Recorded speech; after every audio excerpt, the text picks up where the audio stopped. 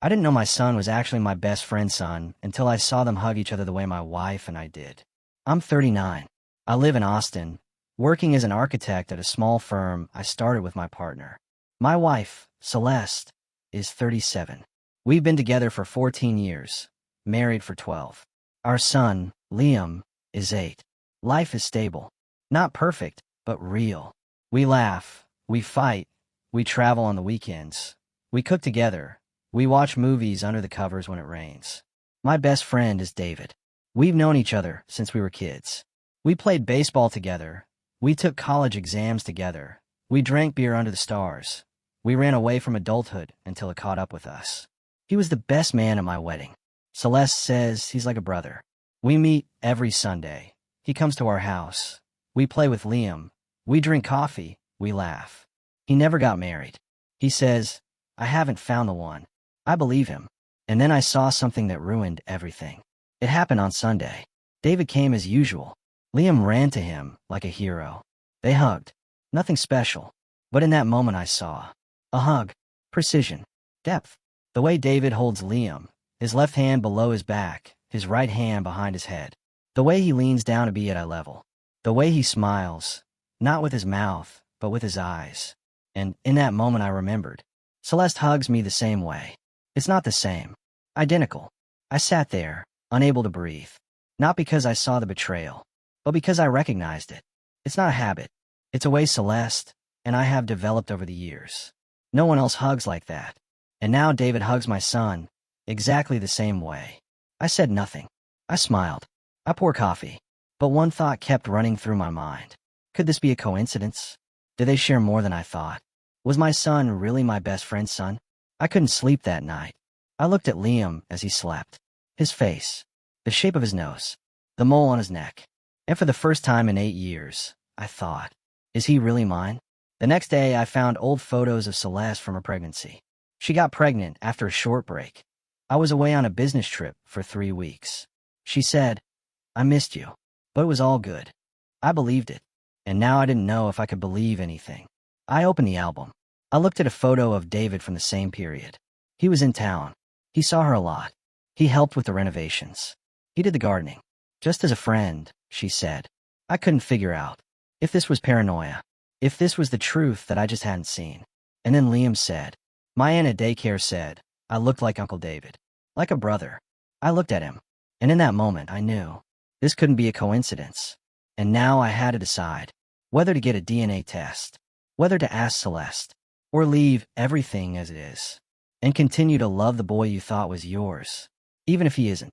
I couldn't ask her directly, not because I was afraid of the answer, but because I was afraid she would say, yes, and everything between us would turn into a lie. But I had a right to know, not for revenge, not for control, but to know who I am to my son, and who he is to me. I started searching, not a DNA test, not yet, but traces, something she might have left behind, something she might have wanted me to find. Her old diary, the one she kept during her pregnancy.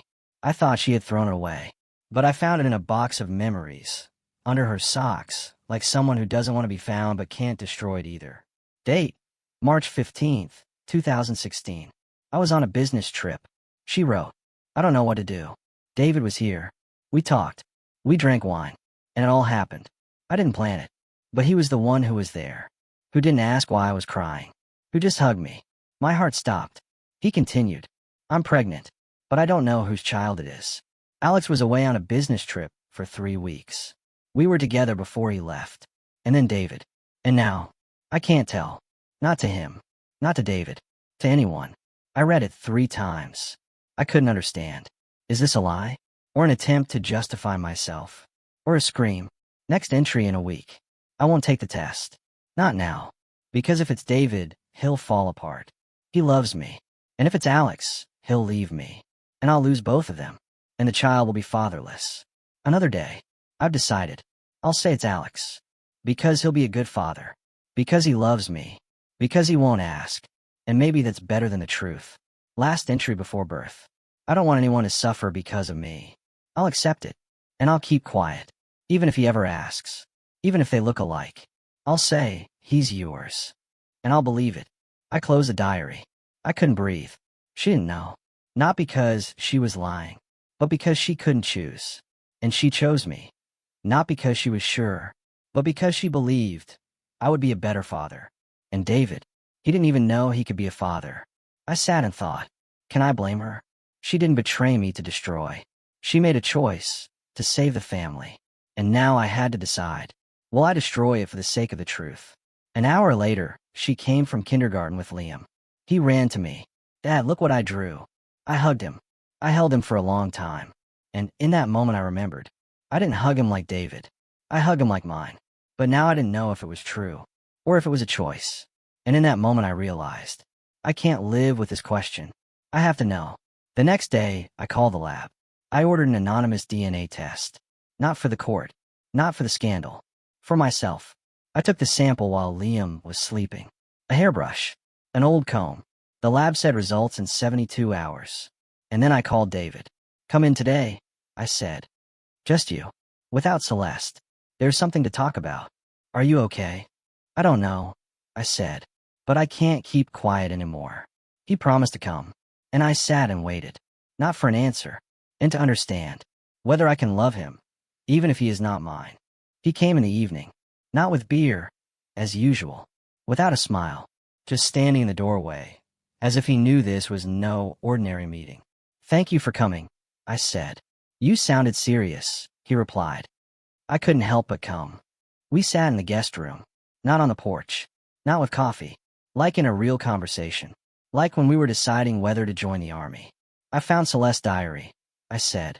Not cautiously. Not accusingly. Just a fact. He fell silent. Not surprised. Not objecting. Just lowered his eyes. So you know.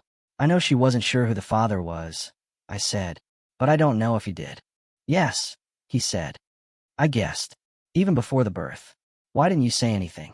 Because she asked, he said. When she found out she was pregnant, she came to me. She said, I don't know whose child this is. But I decided, it will be your best friend. And you'll be silent. Because if you speak, everything will fall apart. And you agreed? I loved her, he said. Not because I wanted to take her away, but because I didn't want her to suffer. And I didn't want you to lose what you had. But it was my life. Yes, he said. But she said, if you tell, he will leave me. And the child will grow up without a father. And he will be a wonderful father. And I looked at you, the way you looked at her. And I realized, she was right. You were what she needed. And you? I was the one who made the mistake, he said. And I had no right to destroy what she was trying to save. But now I don't know who my son is, I said. And I don't know if I can keep looking at you and not think. Asterisk, what if he's yours? Asterisk, I don't know, he said. But I know you're his father. Not biologically, but because you raise him. Hold him when he cries. Teach him to ride a bike. Say, I love you, asterisk, every day. But if he's yours, then I should have said it sooner, he said. But I didn't. And now it's too late. Not because I don't want to, but because he thinks of you as his dad. And I can't watch him lose you. I kept quiet. I didn't know what I was feeling. Not anger. Not betrayal. Something deeper. Something beyond words. Do you love him?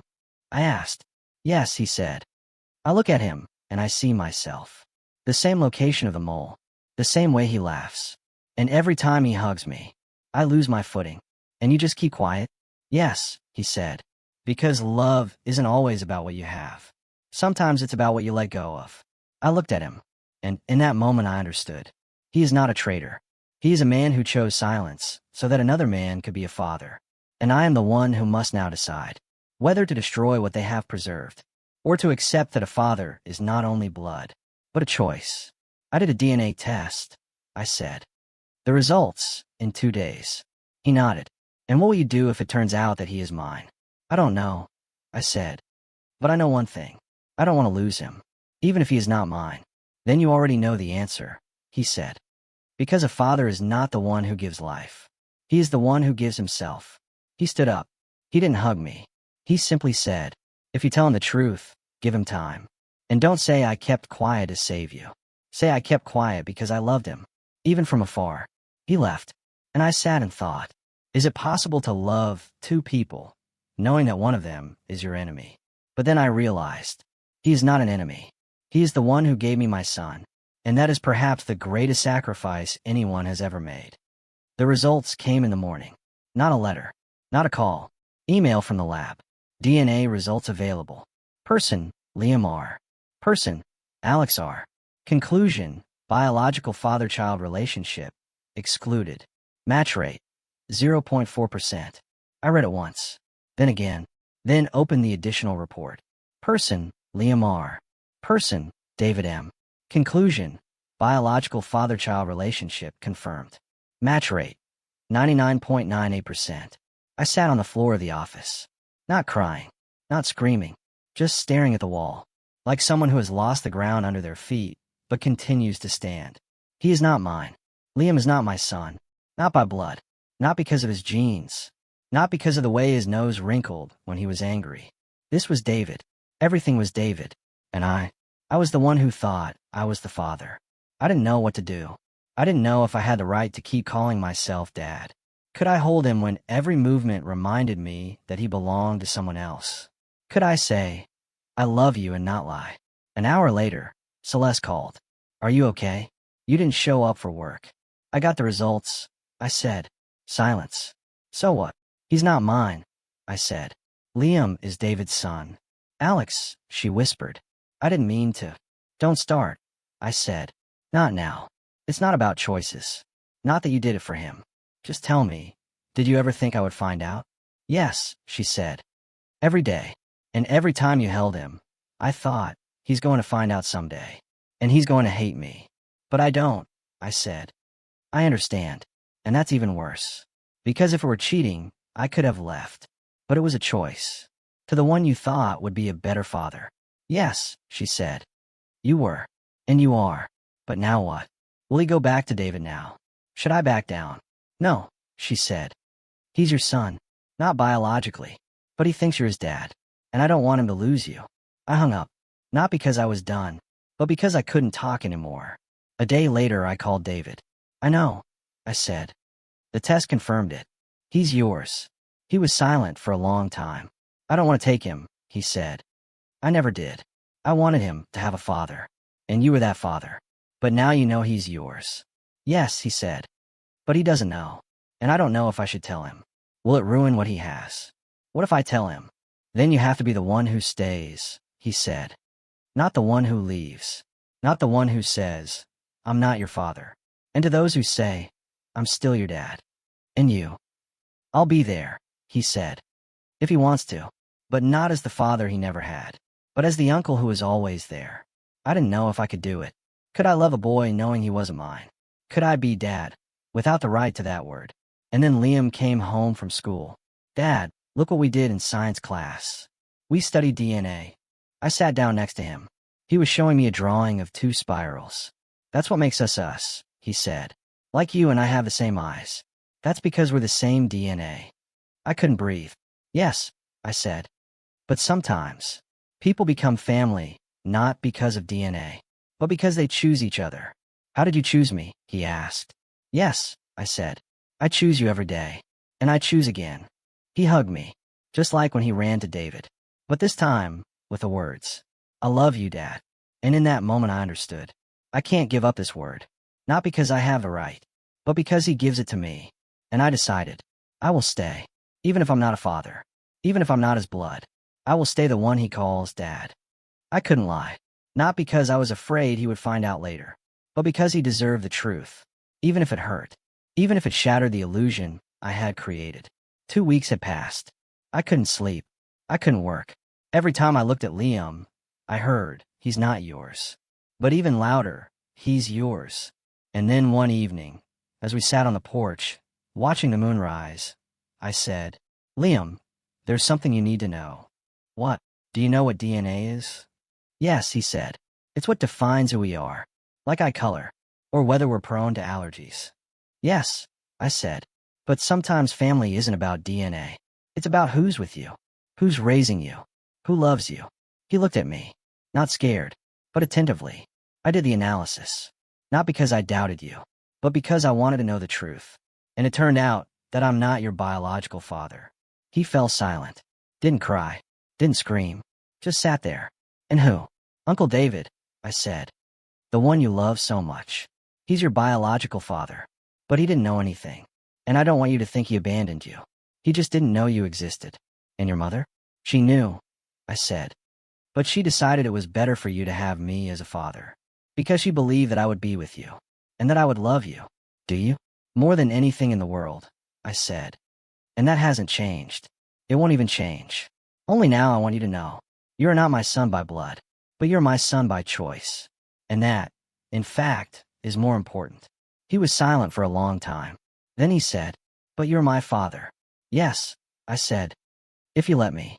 But you taught me to ride a bike, he said. You held me when I first broke my arm. You read to me at night. And you always say, asterisk, I love you. Asterisk. That can't be a lie. No, I said. That's not a lie. That's the truth. And I'm not going to change. And Uncle David? He'll be there too, I said. If you want. But he won't replace me. Because Dad is not the one who gave life. He's the one who gives himself. And I give. Every day. He hugged me. Very tightly. And said, You've always been my dad. And that's not going to change. I couldn't speak. I just held him. And in that moment I realized. This is not the end. This is the beginning of a new understanding. That family is not about genes. It's about choices. About who stands by you when you fall. Who doesn't leave when everything falls apart. A month later, the four of us met. Me, Celeste, David, and Liam. In the park. No drama. No tears. Just talking. I said, We want you to know the truth. Not because we want to change what is. But because you deserve it. Liam looked at David. Are you my biological father? Yes, David said. But I don't want it to change what you have. If you want to call me uncle, I'm your uncle. If you want to know me better, I'm here. But your dad is Alex. And no one can change that. Liam nodded. Then he said, Can I have two fathers? One by choice, and the other by DNA. We all fell silent. Then I said, If that's what you want, yes. And in that moment I realized, it's not about loss.